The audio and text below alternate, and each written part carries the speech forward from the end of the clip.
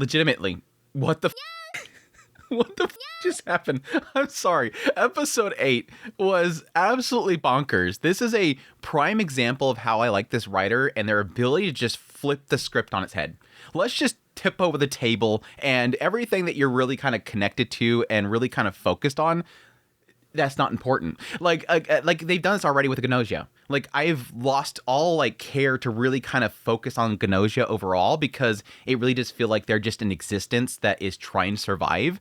And even with this episode, they sort of gave an indication that the Gnosia sort of sabotage themselves. And let's focus on this thing where it's Kushka. And what the hell is a Kushka? Well, who is Kushka and what the hell is she? I mean, we've already established before in the previous episode impressions this idea that there's something in the OP that hints at Kushka specifically. And it really begs the question of, what is she doing on the ship? And yes, what the hell is she? Could she potentially be a Gno? Now, they don't outright say in this episode that she's not a Gnosia, just that she wasn't infected. So there's two things that could be happening here. One is that she was a Gnosia before, and she came to the ship, and then later on everybody else came in infected. Or two, she could be a Gno. I'm still in the mindset that the Gno and the Gnosia are two separate things, because they said a Gno has to infect a human to become a Gnosia. And there could be a potential here that she is that first thing, and she went to the ship beforehand, and maybe the ship itself can't detect Gno, but it can detect Gnosia. I don't know. I'm thinking they're probably hinting at her being something completely different. It's just the question mark is, why is she there and she's so vicious? I mean, there's nothing to say that in this universe, Gnosia are the only threat. There could be other alien life forms that are just as dangerous. But it's very interesting. Like, again, I want to know what the hell she is and why is she so psycho? And why wait until then? She seems very capable of taking everybody out. I don't think she needs to worry about waiting until they're all in cold sleep, unless she just wanted to... It implied that, like, based on what Remen was saying, it implied that she's a type of person that likes to toy with people. So maybe she went through this whole process just to toy with people. At the same time, like, does that mean that Jonas was whipped by her too? It seems to imply that these particular type of ladies know how to control people, and they like to play with people. Anyways, yes, and the ending's another WTF moment where I guess this is something that I kind of suspected was eventually going to happen. One time, either he's going to be the Gnosia coming into it, which could be this next one, or this could be a world where he comes into it and the entire universe is Gnosia, and they've discovered the last remaining human, which is Yuri. That's the only thing I can think of is the last one there, because why would Comet immediately say, hey, you're welcome to the world of Gnosia? Why would they say that? Unless it's finally they've gotten everybody and it's time to wake him up and he's the last one. I don't know. Anyways, let's go to the episode proper. I don't really want to dig too much into segment after segment just because I'm already going to yap too much about what's going on here.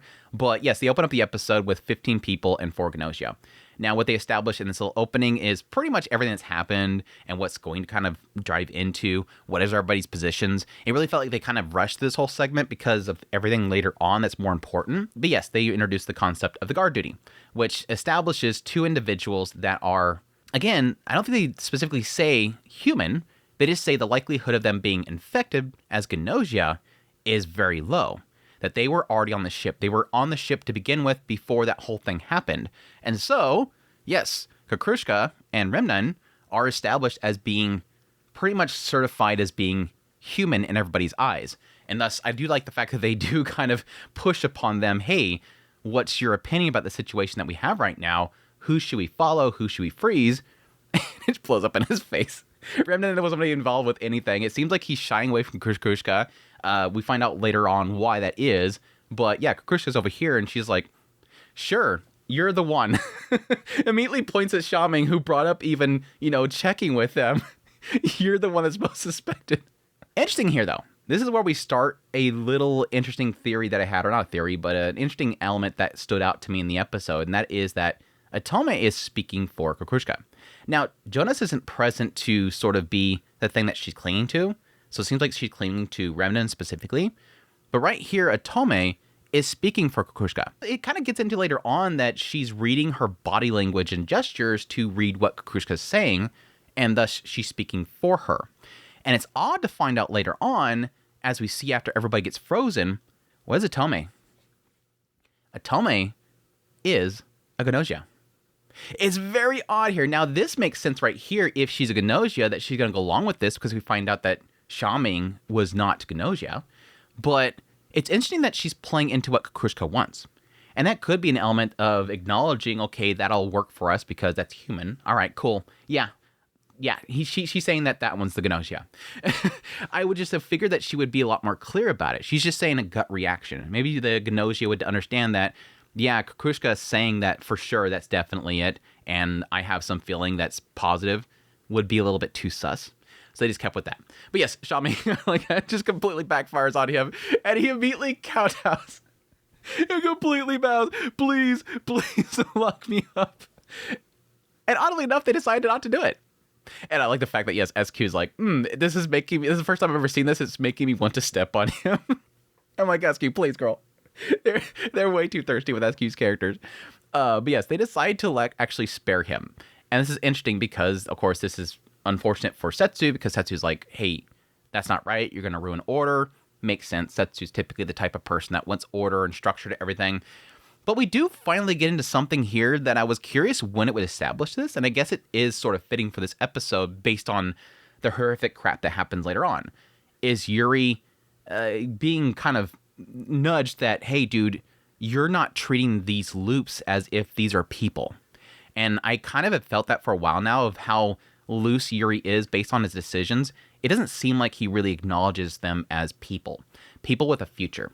That's sort of the problem that you face when you're doing so many loops, is that you don't really acknowledge what you're leaving behind. That's sort of a thing that ReZero establishes at some point, which I really did like that they did that, is the idea that you're so like dedicated to this stuff, you don't realize what you're leaving behind.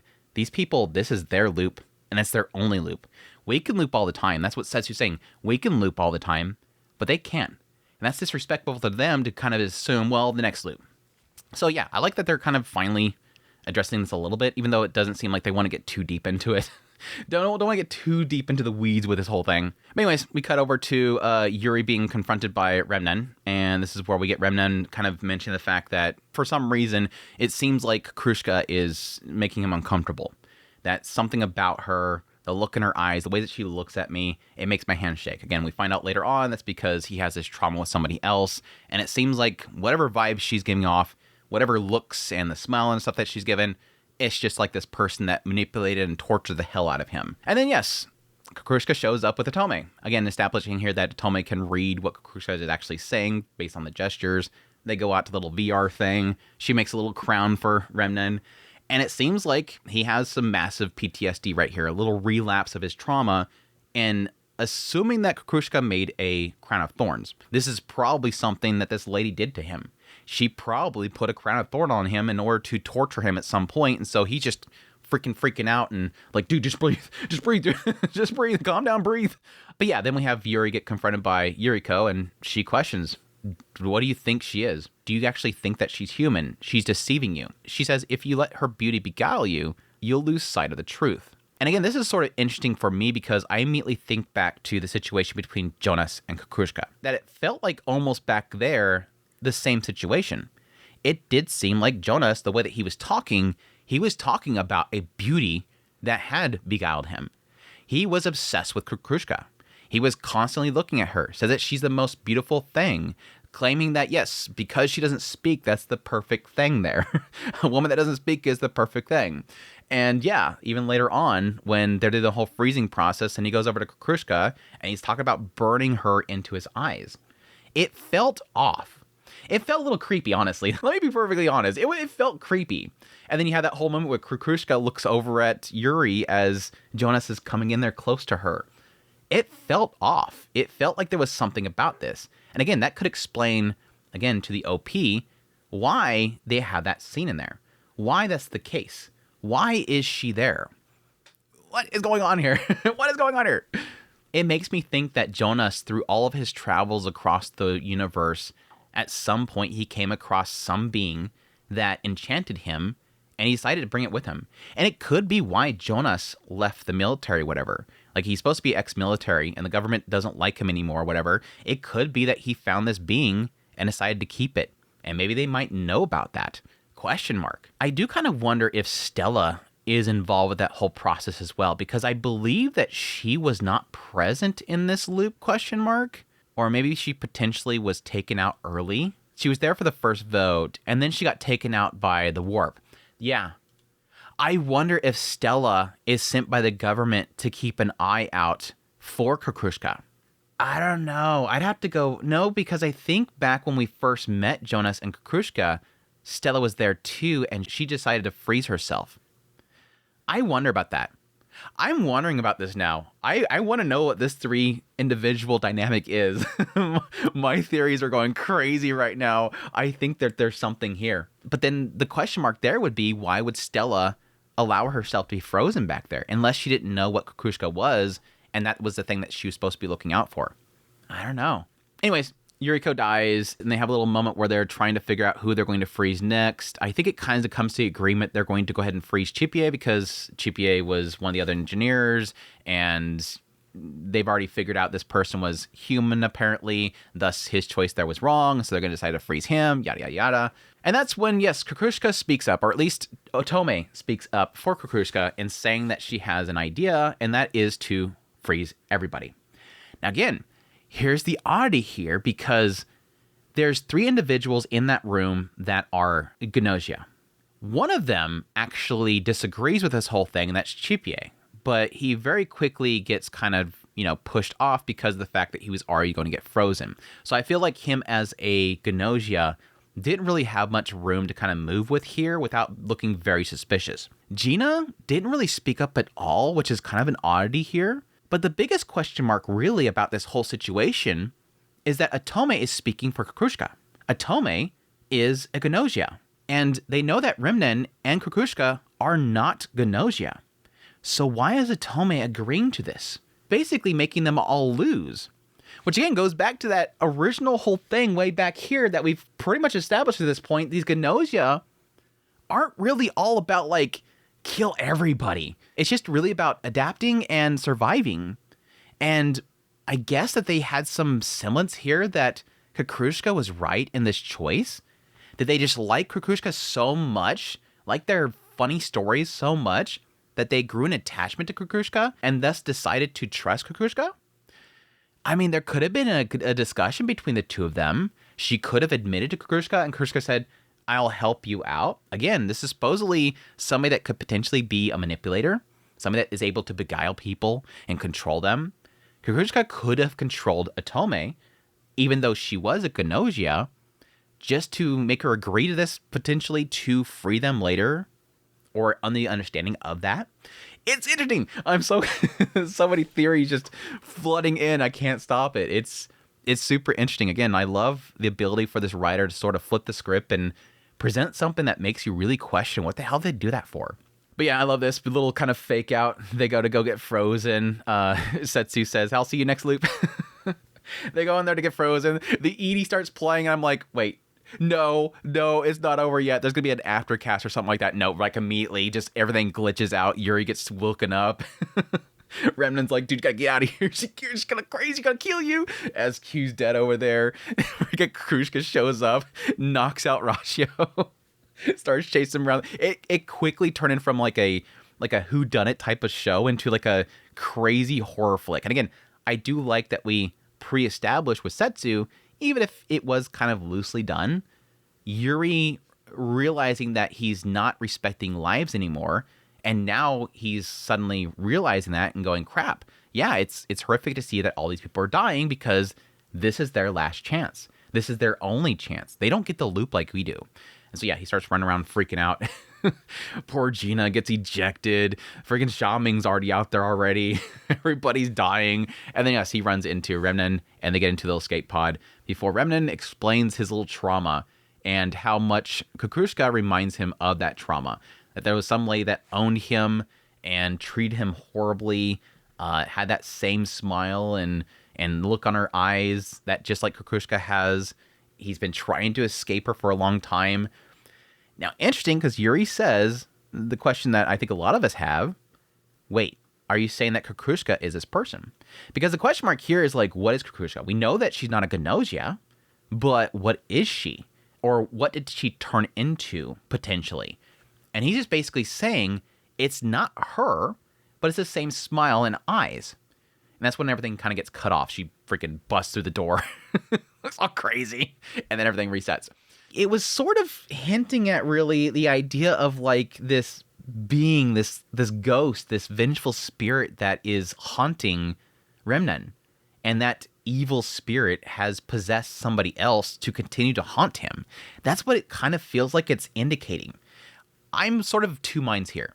That it's either going to be a vengeful spirit that always follows Remnen to haunt him and torture him no matter how many decades go along and how much he tries to get away from it, or is it simply Kushka is the same race of alien or whatever being that was this person that was torturing Remnen? I kind of wonder. Now, I seem to remember in one of the loops, Remnen was from a world of AI, but potentially he could have been adopted off of that planet and then at that point tortured, or it could have been the other way around, that he escaped to that planet at some point. But I seem to remember that he was raised on a planet of AI, unless I'm thinking of somebody else. But anyways, crazy Kushka side, crazy Psycho Lolly aside. Yes, we loop. And then immediately Yuri has a headache, which does technically have the same effect that he does whenever he asks somebody if they're human and they lie, and he gets that little badump effect. So I'm kind of wondering if that effect happens now because of what it sort of indicates, that yes, Comet shows up and says, "Welcome to the world of Gnosia," and has the eyes and everything. Doesn't even wait. Doesn't even hesitate. I'm Gnosia right off the bat. And yeah, the ED plays a new song, really awesome song, and everybody in it is Gnosia. Yeah, again, to my theories earlier, I'm kind of curious if this will be a world that everybody's Gnosia, including Yuri, and this individual is just kind of just waking them up from sleep and saying, "Hey, welcome, we made it, we did it, we took over the entire universe, welcome to our world." Or potentially the spaceship landed, like he wasn't awake for them to take over the ship, or maybe they took it over immediately, and this world that they're landing on is just nothing but Gnosia. I don't know. It's interesting. I'm very curious what the next episode is going to bring. It's been a fantastic ride, and this episode was definitely a massive step up for this series. I'm just loving it. Now, granted, this is a very weak season, but this is actually turning out to be my anime of the season by far. It's been wild. I mean, this and Last Boss kind of fight with each other. Tojima has been really fantastic, but it's kind of come down a little bit for me lately. But I think overall, those three are kind of fighting. I think this was really kind of taking the lead. But anyways, hope you guys enjoyed my yapping. Hope you guys have enjoyed my yapping. I hope all the source material fans are not like going, "Oh my gosh, what the hell is he talking about?" or whatever. Please, in the comments down below, keep spoilers in check. I really appreciate it. But until next time, hope you guys enjoyed the video. If you did, hit the like button down below. If you like this content and want to support it, become a member. Until next time, y'all take care.